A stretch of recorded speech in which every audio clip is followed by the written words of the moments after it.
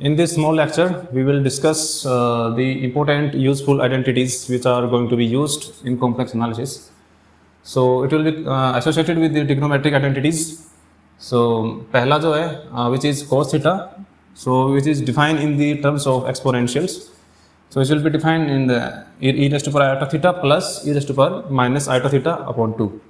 और sine theta निकाल रहे हैं तो उसमें क्या होगा, सिर्फ यहाँ पे माइनस आ जाएगा प्लस की जगह, और दूसरा क्या है बस एक आयोटा की टर्म और आ जाएगी यहाँ पे डिनोमिनेटर में।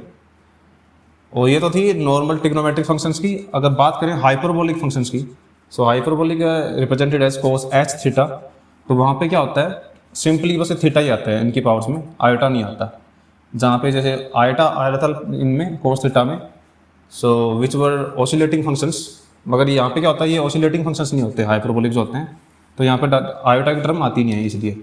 सो यहाँ पे डायरेक्टली एक फैक्टर आता है e raise to power theta का, तो सिंपल वही होता है। इसमें सिमेट्री आपको दिख रही होगी दोनों में, यहाँ पे आयोटा है, यहाँ माइनस आयोटा है, सिंपल यहाँ पे थीटा है, बस आयोटा हटा दिया, बाकी सेम ही है सारा कुछ।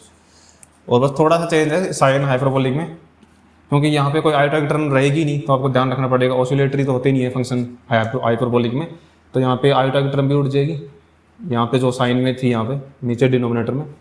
और सेकेंडली अगर मैं डेराइव करूँ जो एक टर्म निकालने में को कोस ऑफ आयोटा थीटा, ये क्या बनेगी, तो यहाँ पे आपको क्या करना है, डायरेक्ट थीटा की जगह आपको आयोटा थीटा पुट करना है। तो आपको देखना क्या बन के आएगा, ये e raise to power iota into iota theta plus e raise to power iota into iota theta, और माइनस आयोटा पहले से ही है यहाँ पे। सो ये क्या बनेगा, आयोटा इंटू आयोटा हमें पढ़ा है लास्ट लेक्चर में, -1 होता है। सो it will give me minus theta, और ये माइनस पहले से ही है तो माइनस माइनस प्लस हो जाएगा यहाँ पे। तो ये क्या बनेगा, ये रिलेशन तो मैंने पहले निकाल रखा है e raise to power theta का, तो ये बन रहा है कोस हाइपरबोलिक थीटा। तो आपको ये ध्यान रखना पड़ेगा, cos of iota theta is equal to cos of hyperbolic theta. Similarly अगर मैं साइन ऑफ आयोटा थीटा निकालना चाहूँ तो वो क्या बनेगा, उसमें भी सिमिलर वही निकालना है आपको।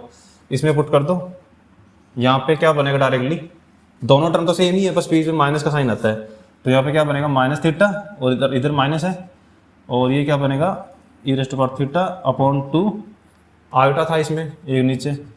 सो ये क्या बन जाएगा फिर, अगर मैं यहाँ पे माइनस कॉमन लेता हूँ तो ये क्या बनेगा e raise to power theta minus e raise to power minus theta, और माइनस कॉमन लेता हूँ तो माइनस यहाँ आ जाएगा, नीचे 2 आयोटा है।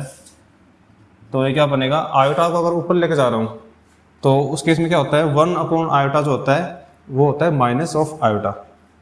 वो आप निकाल सकते हो डायरेक्टली रेशनलाइजेशन यूज करके, सिंपल कैलकुलेशन है। जैसे 1 अपॉन आयोटा का मतलब क्या है, 1 अपॉन स्क्वायर रूट -1, तो इसको मैं क्या लिख सकता हूँ, दोनों साइड मल्टीप्लाई डिवाइड करूँगा स्क्वायर रूट ऑफ -1 से, it will be giving me square root -1 upon -1।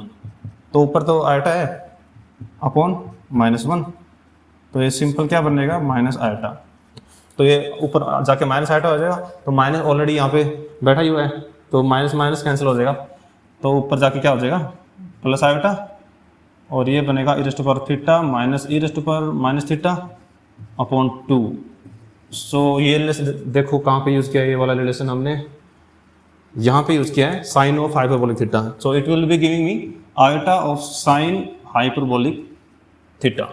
So that's all for today's lecture, thank you.